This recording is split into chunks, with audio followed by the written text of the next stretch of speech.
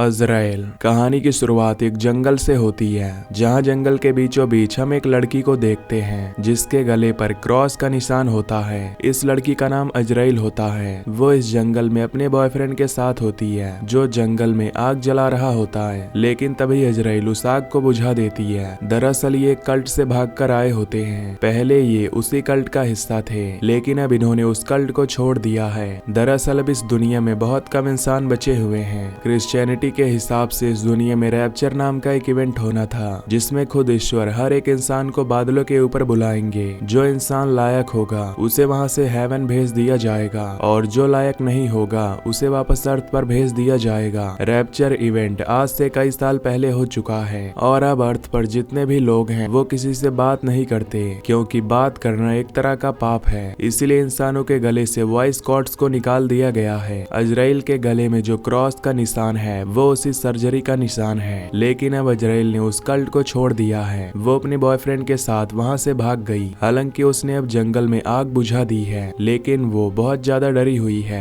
कहीं कल्ट के लोग इन तक ना पहुंच जाएं। लेकिन उसका बॉयफ्रेंड कहता है कि तुम चिंता मत करो, हम यहाँ पूरी तरह से सुरक्षित हैं। अज़राइल अपने बॉयफ्रेंड को एक ब्रेसलेट पहनाती है जो उसने उसके लिए बनाया था, और तभी इन्हें विस्लिंग की आवाज आती है, जो सुनकर ये दोनों काफी डर जाते हैं, क्योंकि कल्ट के मेंबर्स आपस में इसी तरह से बात करते हैं। ये दोनों समझ जाते हैं कि कल्ट के लोगों ने इन्हें ढूंढ लिया है, पर इससे पहले कि ये यहाँ से निकल पाते, कल्ट के मेंबर्स इन दोनों को पकड़ लेते हैं, जिसके बाद इन दोनों को अलग अलग गाड़ियों में बिठाया जाता है। पर कुछ ही देर बाद दोनों गाड़ियां अलग अलग रास्तों पर चल पड़ती हैं, और अब अज़राइल को एक खास जगह लाया जाता है, जहाँ पर कल्ट के मेंबर्स के साथ कल्ट की लीडर भी होती है। अज़राइल को एक चेयर पर बिठाया जाता है। दरअसल ये अज़राइल को मारना चाहते हैं। कल्ट की जो लीडर होती है वो अज़राइल के पैर पर एक कट का निशान लगाती है, जहां से खून आने लगता है। बाकी जितने भी मेंबर्स होते हैं वो ऊपर चले जाते हैं। वो गहरी गहरी सांसें ले रहे होते हैं, जो एक तरह का रिचुअल है। ये अपने रिचुअल में खो जाते हैं। लेकिन इनके साथ एक लड़का होता है जो पहली बार इस तरह के किसी इवेंट में आया होता है, इसीलिए वो बड़े ध्यान से अज़राइल को देख रहा होता है।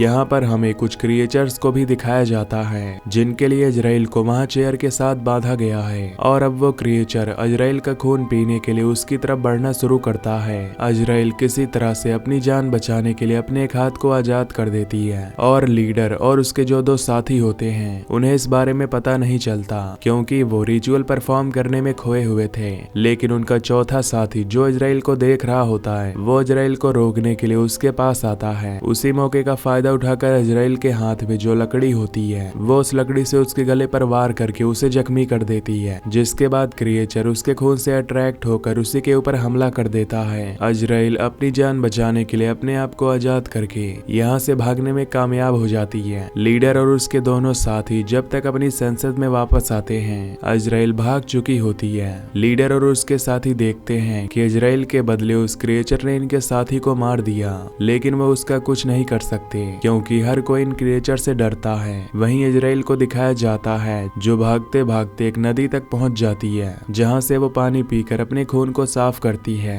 इसके बाद वो अपने घाव पर कुछ पत्ते लगाकर उसे कपड़े से बांध देती है, ताकि क्रिएचर को उसके खून की स्मेल ना आए। पर यहाँ पर एक क्रिएचर आ जाता है, जिससे बचने के लिए वो घर के अंदर चली जाती है और एक कमरे में चुप होकर बैठ जाती है। क्रिएचर उस कमरे के अंदर आता है, लेकिन अब उसे खून की खुशबू नहीं आती, जिस वजह से वो क्रिएचर वहां से चला जाता है। दरअसल इनके सूंघने की शक्ति बहुत ज्यादा है, लेकिन ये देख नहीं सकते, इसीलिए यहाँ पर अज़राइल की जान बच जाती है। इसके बाद अज़राइल सड़क तक आ जाती है, जहाँ पर उसे गाड़ी के टायर्स के निशान दिखते हैं, और अब वो किसी भी कीमत पर अपने बॉयफ्रेंड को बचाना चाहती है। इसीलिए गाड़ी के टायर्स के निशानों का पीछा करते हुए वो उस कैंप तक पहुँच जाती है, जहाँ उसके बॉयफ्रेंड को ले जाया गया है। दरअसल वो खुद भी इसी कैंप से भागी थी। चारों तरफ फेंस है, लेकिन उसे अंदर जाने का रास्ता पता है। ये वही रास्ता है जहाँ से वो अपने बॉयफ्रेंड के साथ भागी थी। अंदर जाने के बाद उसे वो ब्रेसलेट मिलता है जो उसने अपने बॉयफ्रेंड के हाथ में बांधा था। वो समझ जाती है कि उसके साथ कुछ गलत हुआ है। तभी यहाँ पर लीडर अपने दोनों साथियों के साथ आ जाती है। उनसे बचने के लिए अज़राइल एक टेंट के पीछे छुप जाती है, पर लीडर उसी टेंट के पास आती है और टेंट के अंदर चली जाती है, जहाँ पर उसकी बूढ़ी माँ होती है जो बहुत बीमार है। इसके बाद लीडर चर्च के अंदर जाती है, जहाँ पर बहुत सारे लोग बैठे होते हैं, और वहाँ पर मिरियम नाम की एक लेडी भी होती है जो प्रेग्नेंट है। वो इन सब की हेड है जो गॉड की आवाज सुन सकती है। उसका मानना है कि हवाएं हमें गॉड की मर्जी बताती हैं और वो सबको बताती है कि गॉड की क्या मर्जी है और सब उसकी बातों को मानते हैं। मिरियम ने ही इजराइल को मारने का ऑर्डर दिया था, लेकिन लीडर कहती है कि वह भागने में कामयाब हो गई, जिस बात से मिरियम को गुस्सा आता है और वो लीडर को एक जोरदार थप्पड़ मारती है। लेकिन तभी इजराइल जो कि चर्च के नीचे होती है उससे आवाज हो जाती है, जिससे लीडर समझ जाती है कि नीचे कोई न कोई है। वो नीचे जाती है। वो इजराइल को पकड़ने की कोशिश करती है, लेकिन इजराइल यहाँ से भागने में कामयाब हो जाती है। लेकिन तभी लीडर बेल बजाकर सबको आगाह कर देती है कि यहाँ पर कोई घुसपैठिया आया है। सब इजराइल को पकड़ना चाहते हैं, लेकिन इजराइल कटीले तारों के नीचे से बाहर निकलने में कामयाब हो जाती है। लेकिन यहाँ से भागते हुए उसका हाथ जख्मी हो चुका था। वो पूरा दिन भागती रहती है और अब रात हो जाती है। उसके हाथ से खून निकल रहा था, इसीलिए अब क्रिएचर्स भी उसके पीछे होते हैं, क्योंकि उन्होंने उसके खून की गंध को सूंघ लिया है। वो भागते भागते रोड पर आ जाती है, जहाँ पर उसके सामने एक ट्रक आता है।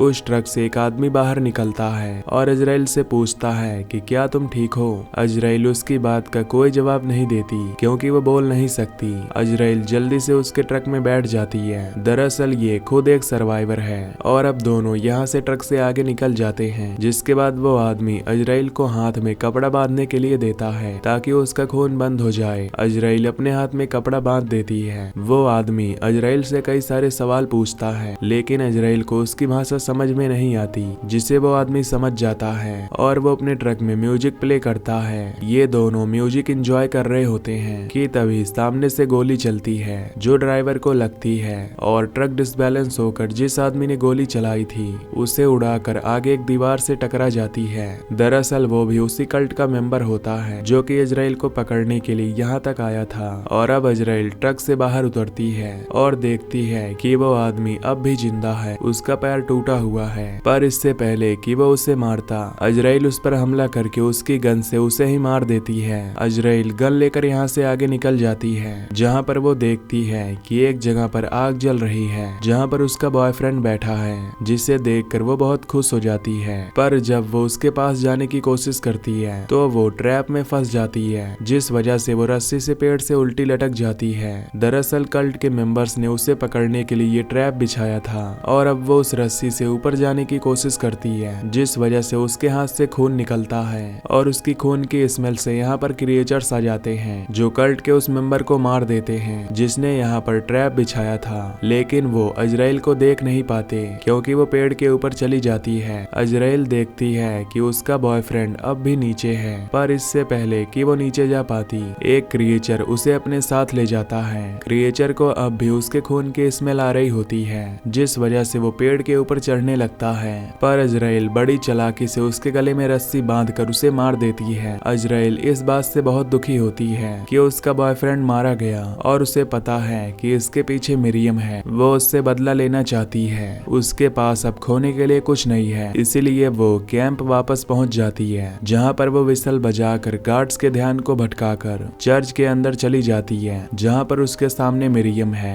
हालांकि वो उसे मारने की कोशिश करती है, पर मिरियम उसके ऊपर हमला करके उसे बेहोश कर देती है। पर बेहोश होने से पहले वो मिरियम के पेट को स्क्रैच कर देती है और अब उसे किसी भी कीमत पर मारा जाएगा, इसीलिए उसे एक सिमेट्री में ले जाया जाता है, जहां पर उसके चेहरे पर खून लगाकर उसे कॉफिन के अंदर बंद कर दिया जाता है। जिस कॉफिन के अंदर जिस जगह पर उसे बंद किया गया है वो एक सुरंग से जुड़ा हुआ है और अब वो सुरंग से अंदर जाती है, जहां पर बहुत सारी हड्डियां हैं। साथ ही वहां पर एक क्रिएचर भी है जो कि उसे देख लेता है और उसके चेहरे पर जो खून लगा है उसकी स्मेल से वो उसका पीछा करने लगता है। इजराइल सुरंग से वापस उसी कॉफिन के अंदर आ जाती है। क्रिएचर भी वहां पर आ जाता है और तभी इजराइल के हाथ में जो मिरियम का खून लगा था उसकी खुशबू से वो क्रिएचर बिना उस पर हमला किए वहां से चला जाता है, जिसका मतलब ये क्रिएचर्स मिरियम के ऊपर हमला नहीं करते। इजराइल इसके बाद कॉफिन से बाहर निकलकर पूरे कैंप में आग लगा देती है। उसके सामने जो भी आता है वो उसे गोली मार देती है। इसके बाद वो एक बार फिर से चर्च के अंदर जाती है, जहां मिरियम के ऊपर हमला कर देती है। मिरियम अपनी जान बचाने के लिए उसकी गर्दन पर काटती है, पर इससे पहले वो मिरियम को मारती यहाँ पर लीडर आ जाती है जो कि इजराइल के ऊपर हमला कर देती है। इन दोनों के बीच में हाथापाई होती है। वहीं ही मरियम का पेन होना शुरू हो जाता है। वो किसी भी पल बच्चे को जन्म दे सकती है। अजराइल और लीडर की लड़ाई में अजराइल की जीत होती है और उसे मार देती है, लेकिन मरते हुए लीडर बहुत खुश होती है क्योंकि अब बच्चे ने जन्म ले लिया है। लेकिन बच्चे का चेहरा देखने के बाद मरियम खुद को मार लेती है और अब बाहर जितने भी क्रिएचर्स होते हैं जो मरियम के रहते चर्च के अंदर नहीं आते, वो सब चर्च के अंदर आने लगते हैं। अजराइल बच्चे को अपनी गोद में उठा लेती है और ये देखकर वो हैरान हो जाती है कि बच्चे का मुंह गोट जैसा है। दरअसल ये एंटी क्राइस्ट है, यानी कि मरियम जो मैसेज हवाओं से लिया करती थी वो ईश्वर का नहीं बल्कि शैतान का था, जिस बारे में मरियम को नहीं पता था। इसलिए जब उसने पहली बार अपने बच्चे का चेहरा देखा जो गोट की तरह था तो वो समझ गई कि उसने शैतान को जन्म दिया है और अब वो बच्चा इजराइल की गोद में है। सभी क्रिएचर्स उसके आगे झुक जाते हैं क्योंकि ये धरती पर इसी शैतान की सेवा और रक्षा के लिए आए हैं। इसीलिए उन्होंने कभी मरियम के ऊपर हमला नहीं किया, ना ही ये चर्च के अंदर आए। इन्हें हमेशा से पता था